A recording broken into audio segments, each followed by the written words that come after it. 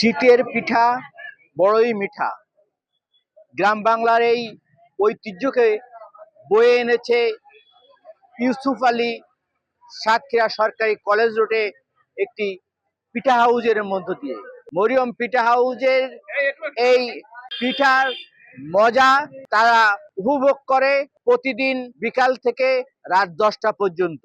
সাতক্ষীরা সরকারি কলেজ রোডের শিক্ষার্থীদের জন্যই এই পিঠা হাউজের আয়োজন করা হয়েছিল, কিন্তু এখন এই শিক্ষার্থীদের মধ্যেই সীমাবদ্ধ নেই এই পিঠা হাউস। এখানে নানা এলাকা থেকে বিভিন্ন বয়সীর ছেলে মেয়ে নারী পুরুষ সবাই আসে এই পিঠা খেতে, আনন্দ উপভোগ করতে। গ্রামীণ সেই ঐতিহ্যকে ধরে রাখতেই তারা এই আয়োজনটি করে থাকে। আসলে এখানে সবগুলো আইটেম একসঙ্গে পাওয়া যায়। বাসায় এটা করতে গেলে অনেক ঝামেলার প্রয়োজন। এখানে আমি মনে করেন 5টা 7টা আইটেম পাওয়া যায় এবং টেস্ট খুব ভালো। আমাদের সাতক্ষীরা এলাকার অনেক দূর দূরান্ত থেকে এখানে পিঠা খেতে আসে।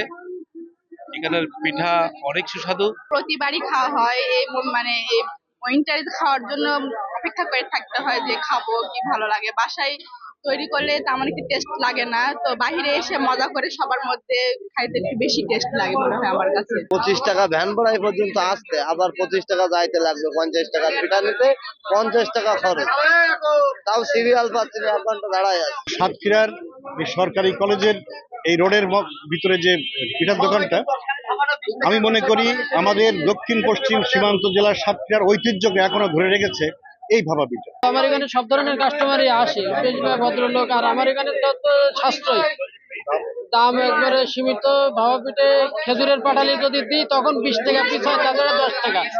আর পাটি সাপটাটা 20 টাকা। আর যা কিছু আছে তেলের পিঠা, সবজিগুলি, মিষ্টিগুলি সবই 10 টাকা। ইউসুফ আলীর মরিয়ম পিঠা হাউজে পাটি সাপটা পিঠা, ভাপা পিঠা, চিতই পিঠা, তেলের পিঠা, নারিকেল কুলি, সবজি কুলি, ডিম চিতই, দুধ কুলি ও রসের পিঠার আয়োজন হয়ে থাকে। যদিও এই রসের এখনো আগমন ঘটেনি বলেই রসের পিঠা বাদে আর সব পিঠাই এখানে পাওয়া যায় খুব অল্প দামেই। ইউসুফ মিয়া আমাদেরকে জানিয়েছে তার দোকানে এই বিকাল 4টা থেকে রাত 10টা পর্যন্ত যা বেচা কেনা হয় তা 10,000-এর উপরে প্রতিদিন সে পিঠা বিক্রি করে পায়। এই ছিল সাতক্ষীরার মরিয়ম পিঠা হাউস থেকে সর্বশেষ।